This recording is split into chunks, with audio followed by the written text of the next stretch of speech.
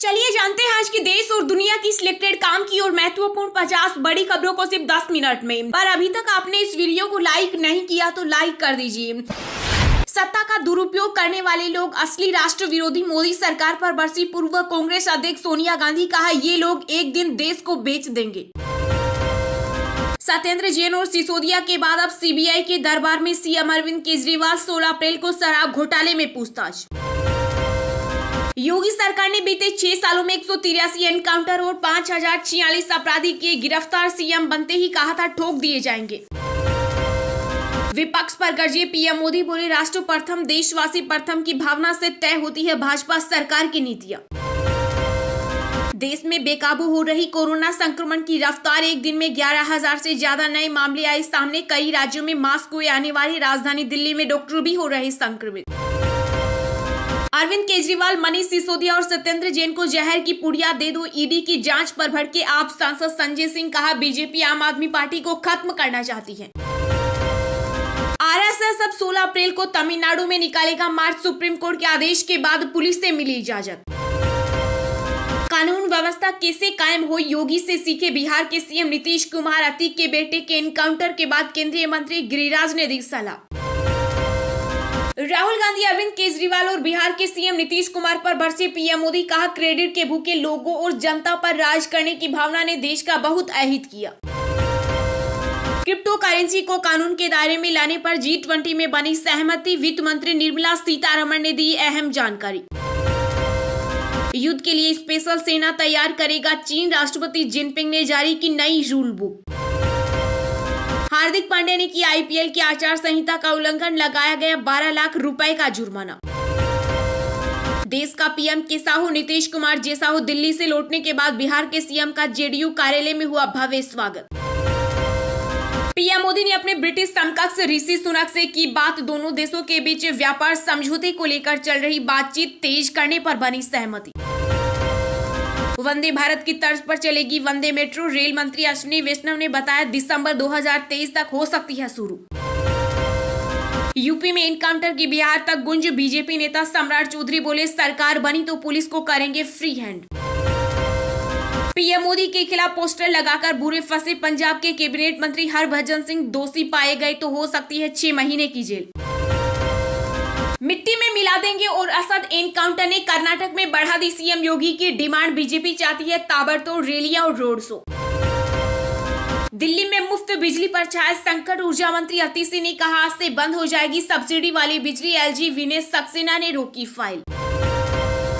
सचिन पायलट का मुद्दा सही लेकिन तरीका गलत। अनशन पर बोले राजस्थान कांग्रेस प्रभारी सुखजिंदर सिंह रंधावा। कांग्रेस अध्यक्ष मल्लिकार्जुन खड़गे को सौंपी रिपोर्ट। आयुष्मान भारत योजना के तहत कवर होंगे राशन कार्ड धारक। मिलेगा 5 लाख तक का मुफ्त का इलाज। असम के सीएम हिमंत बिस्वा शर्मा ने किया ऐलान। कोरोना पर सरकार सतर्क। दिल्ली एनसीआर के स्कूलों में मास्क जरूरी। सोशल डिस्टेंसिंग का भी करना होगा पालन। पीएम मोदी ने असम को रोंगाली बिहू के मौके पर दी 14,300 करोड़ रुपए के प्रोजेक्ट की सौगात। एम्स गुवाहाटी का भी किया उद्घाटन। 2025 से पहले गिर जाएगी ममता बनर्जी की सरकार। बंगाल में केंद्रीय गृह मंत्री अमित शाह बोले फिर नहीं होंगे रामनवमी में दंगे। चुनौतियों के बीच बढ़ रही भारत की आर्थिक वृद्धि। वित्त मंत्री निर्मला सीतारमण ने कहा महिलाओं को कुशल बनाने में करना होगा निवेश। पीएम मोदी ने पूर्वोत्तर का पहला एम्स देश को समर्पित किया। असम को दी 1,4300 करोड़ की सौगात। 10 साल में चीनी हथियारों के निर्यात में आई 23% गिरावट। भारत है बड़ी वजह से इन्हें जमाखोरी का भी संकेत।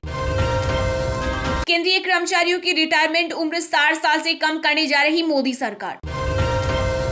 दुनिया की सबसे महंगी T20 लीग सेटअप करना चाहती है सऊदी अरब। भारतीय क्रिकेटर्स को शामिल करने की भी होगी कोशिशें। हम अचानक ताजमहल को झुठला नहीं सकते। पाठ्यक्रमों में बदलाव को लेकर बंगाल की सीएम ममता बनर्जी ने केंद्र पर कसा तंज। भीमराव अंबेडकर की जयंती पर तेलंगाना की राजधानी हैदराबाद में मुख्यमंत्री के चंद्रशेखर राव ने की 125 फीट ऊंची मूर्ति का अनावरण। राजस्थान कांग्रेस पर मंडरा रहे संकट के बादल। गहलोत और पायलट में सुलह कराने को एक्टिव हुए एमपी के पूर्व सीएम कमलनाथ। राजस्थान में पंजाब वाली चूक नहीं दोहराना चाहती पार्टी। मुजरिम और अहम जैसे उर्दू फारसी शब्द अब एफआईआर में नहीं दिखेंगे। दिल्ली पुलिस ने उर्दू फारसी के 383 शब्दों को हटाने का लिया अहम फैसला। विपक्ष का चेहरा और नेता कौन, इस पर नहीं होगा कोई मतभेद। शरद पवार और राहुल गांधी की मुलाकात के बाद बोले शिवसेना सांसद संजय राउत। असद के अंतिम संस्कार में जाने के लिए बार बार पुलिस के सामने गिड़गिड़ा रहा अतीक अहमद, शाइस्ता कर सकती है सरेंडर। पश्चिम बंगाल के बीरभूम जिले में केंद्रीय गृह मंत्री अमित शाह ने किया बीजेपी कार्यालय का शिलान्यास, जनसभा को भी किया संबोधित। बिहार के सीएम नीतीश कुमार और तेजस्वी यादव के बाद उद्धव ठाकरे से मिलेंगे राहुल गांधी, मातोश्री में होगी विपक्षी एकता पर बैठक। बाबा साहेब डॉक्टर भीमराव अंबेडकर की जयंती पर गरजे यूपी के सीएम योगी, कहा जियो और जीने दो के लिए सरकार प्रतिबद्ध।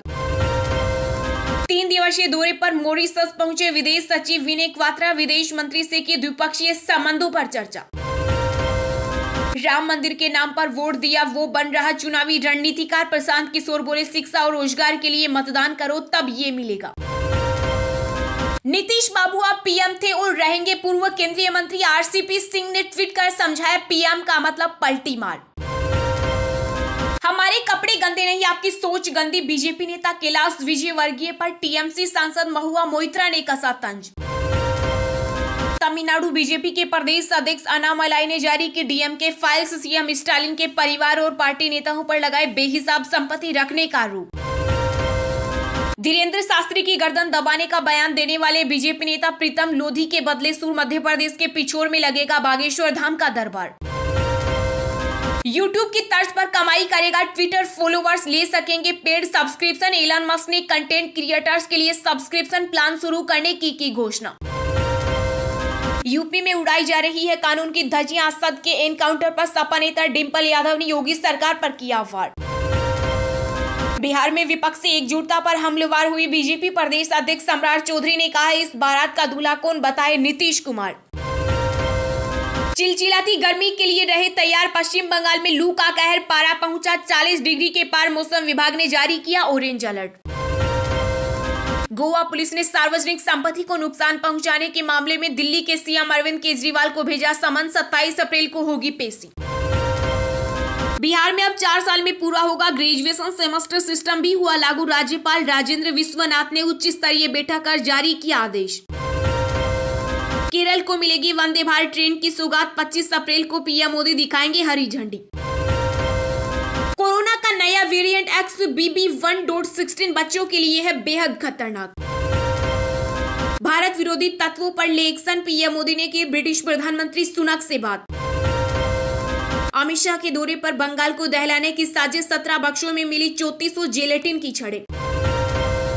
अर्थव्यवस्था के मोर्चे पर देश में अच्छी तस्वीर, निर्यात 6% बढ़ 447 अरब डॉलर हुआ, आयात में 16.5% इजाफा। भीमराव अंबेडकर जयंती पर संसद में कार्यक्रम का हुआ आयोजन, राष्ट्रपति मुर्मू और पीएम मोदी ने दी श्रद्धांजलि। चलिए अब जानते हैं जो आम आदमी के काम की और फायदेमंद खबरें हैं उनको विस्तार से। पर इससे पहले अभी तक आपने इस वीडियो को लाइक नहीं किया तो लाइक कर दीजिए। पीएम मोदी ने असम को रोंगाली बिहू के मौके पर दी 14,300 करोड़ रुपए के प्रोजेक्ट की सौगात, एम्स गुवाहाटी का भी किया उद्घाटन। जहां प्रधानमंत्री नरेंद्र मोदी ने असम में 14,300 करोड़ रुपए की लागत की विभिन्न विकास परियोजनाओं का उद्घाटन व शिलान्यास किया। प्रधानमंत्री ने 1120 करोड़ रुपए की लागत से तैयार गुवाहाटी एम्स का भी लोकार्पण किया, जिसकी आधारशिला उन्होंने मई 2017 में रखी थी। इसके अलावा उन्होंने 500 बेड वाले 3 चिकित्सा महाविद्यालय, Nalbari medical college, Nagaon medical college और कोकराझार मेडिकल कॉलेज को भी असम की जनता को समर्पित किया। उन्होंने गुवाहाटी से ही वर्चुअली इन मेडिकल कॉलेजों का लोकार्पण किया। प्रधानमंत्री ने आपके द्वारा आयुष्मान अभियान का औपचारिक शुभारंभ किया और 3 प्रतिनिधि लाभार्थियों को आयुष्मान भारत प्रधानमंत्री जन आरोग्य योजना कार्ड वितरित किया। इसके अलावा पीएम मोदी ने Assam advance health care innovation institute की आधारशिला भी रखी। इस दौरान प्रधानमंत्री मोदी ने लोकार्पण और शिलान्यास कार्यक्रम में आए लोगों को संबोधित भी किया। अपने संबोधन के दौरान पीएम ने कहा कि अगर मैं पूर्वोत्तर के विकास की बात करूं तो देश भर में मेरी यात्राओं के दौरान कुछ लोग क्रेडिट न मिलने की शिकायत करने लगते हैं। वे क्रेडिट के भूखे थे, इसलिए पूर्वोत्तर उनके लिए बहुत दूर था। पीएम ने कहा, मैं जानता हूं कि महंगी दवाएं गरीब और मध्यम वर्ग के लिए एक बड़ी चिंता का विषय है और इसलिए हमारी सरकार ने सस्ती दवाओं के लिए 9,000 से अधिक जन औषधि केंद्र खोले हैं। हमने लक्ष्य बनाया है कि हमारी बहनों को इलाज के लिए दूर न जाना पड़े। हमने तय किया है कि किसी गरीब को पैसे के अभाव में अपना इलाज टालना न पड़े। सत्ता का दुरुपयोग करने वाले लोग असली राष्ट्र विरोधी आम्बेडकर जयंती पर केंद्र सरकार पर बरसी पूर्व कांग्रेस अध्यक्ष सोनिया गांधी। जी हां, कांग्रेस नेता सोनिया गांधी ने एक बार फिर केंद्र सरकार पर हमला बोला। सोनिया ने इस बार भारत रत्न बाबा साहेब भीमराव अंबेडकर की जयंती के अवसर पर केंद्र सरकार पर संवैधानिक संस्थाओं को नष्ट करने का आरोप लगाते हुए कहा कि सरकार सत्ता का दुरुपयोग कर रही है। उन्होंने लोगों से कहा कि संविधान को बचाने के लिए लोगों को आगे आना चाहिए। सोनिया गांधी ने केंद्र पर हमला करते हुए कहा, असली राष्ट्र विरोधी वे लोग हैं जो धर्म, जाति, लिंग और भाषा के आधार पर भारतीयों को एक दूसरे के खिलाफ बांटने की कोशिश कर रहे हैं। वे लोग इसके लिए अपनी ताकत गलत इस्तेमाल कर रहे हैं। सोनिया गांधी ने भीमराव अंबेडकर की 132वीं जयंती के अवसर पर द टेलीग्राफ में लिखे अपने लेख के जरिए सरकार पर हमला बोला। सोनिया गांधी ने आरोप लगाया कि आज की मौजूदा सरकार अपनी सत्ता का दुरुपयोग कर रही है। वह संविधान को नष्ट करने की कोशिश में है। सरकार स्वतंत्रता, समानता, न्याय और बंधुता जैसी बुनियादी चीजों को कमजोर करने में लगी है। उन्होंने अंबेडकर की जयंती पर संवैधानिक संस्थाओं को बचाए रखने का आह्वान करते हुए कहा, हम बाबा साहेब की विरासत का भरपूर सम्मान करते हैं। साथ ही हमें बाबा साहेब की उस चेतावनी को भी नहीं भूलना चाहिए जिसमें उन्होंने कहा था कि किसी भी संविधान की कामयाबी उन लोगों के व्यवहार पर टिकी होती है जिन्हें सरकार चलाने की जिम्मेदारी मिली है। उन्होंने कहा, कुछ चुनिंदा दोस्तों के हित में काम करने की वजह से देश की बड़ी आबादी को आर्थिक रूप से खासे संकट का सामना करना पड़ रहा है। लोगों को सुनियोजित ढंग से हो रहे हमले से देश के संविधान को बचाने के लिए आगे आना चाहिए।